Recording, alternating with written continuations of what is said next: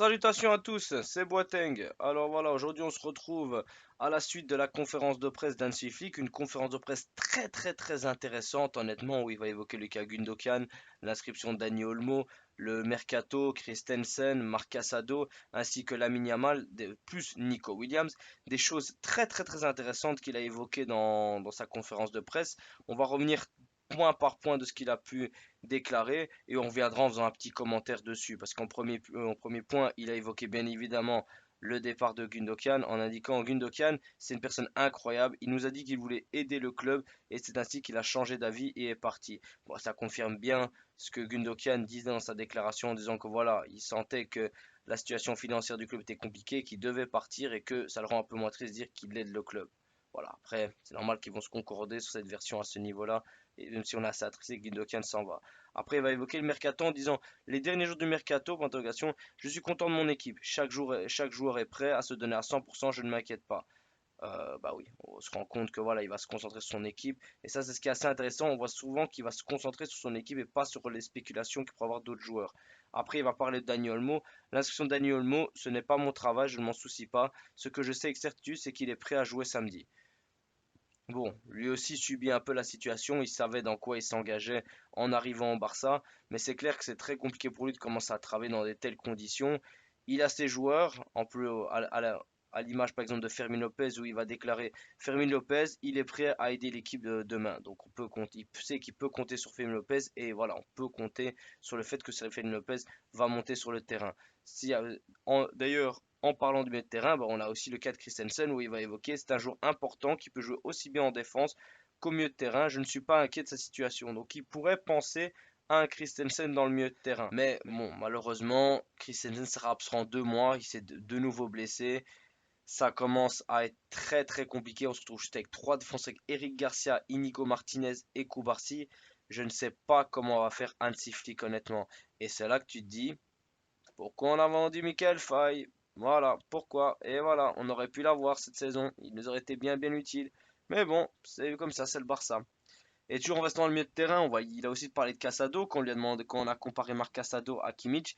Il a dit oui, je vois des similitudes dans leur façon de courir, de presser. Casado est un grand joueur et il a un rôle important cette saison. Et ça, c'est très important. J'espère réellement que Casado pourra avoir beaucoup de minutes de jeu. On ne demande pas à ce qu'il soit titulaire indiscutable dès que tous les bons joueurs vont revenir, mais à ce qu'il puisse évoluer petit à petit, parce qu'il était très patient en équipe B, et ça fait un bon bout de temps qu'on l'attend, et il a fait un super match honnêtement contre Valence.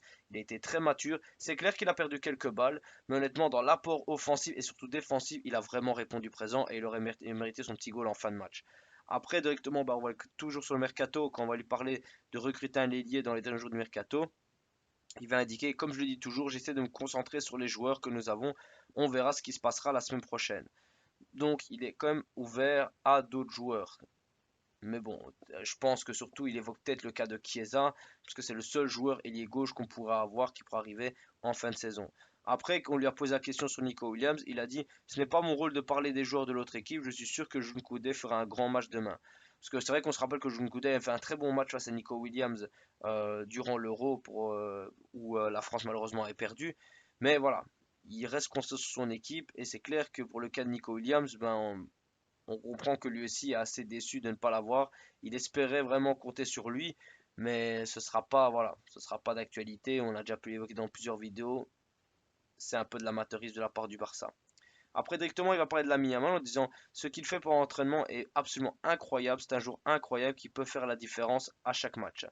Et après aussi, il va évoquer Lamine a joué l'Euro, on l'a donc depuis 2 semaines et demie, et ce que je vois à l'entraînement est incroyable. C'est important d'avoir un bon contrôle de la balle et avoir des joueurs comme Lamine est fondamental, il nous aide beaucoup.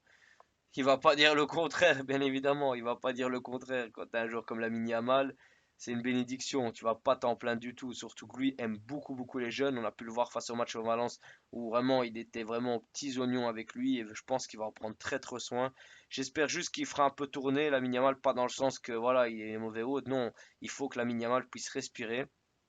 Il faut que qu'on ne compte pas trop dessus pour pas qu'il se blesse parce que à 16 ans, voilà, enfin maintenant 17, il faut qu'il puisse avoir un petit du temps de jeu petit à petit et pas ce qu'il puisse brûler les étapes, même si c'est le meilleur joueur du Barça là actuellement.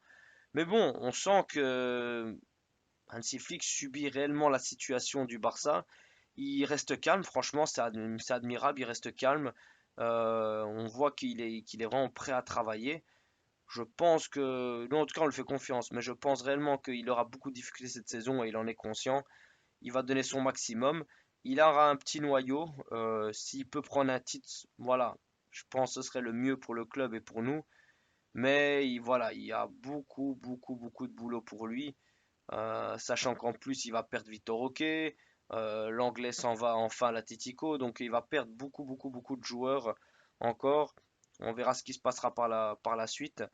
Mais voilà, il nous rassure quand même. Il nous rassure par son calme. C'est ce qu'on a besoin parce que là, on est en panique avec les actualités. Chaque fois qu'on voit une actualité du Barça, c'est de pire en pire. C'est de plus en plus inquiétant. Mais bon, lui en tout cas, voilà, je pense qu'il va pouvoir faire énormément de bien au Barça.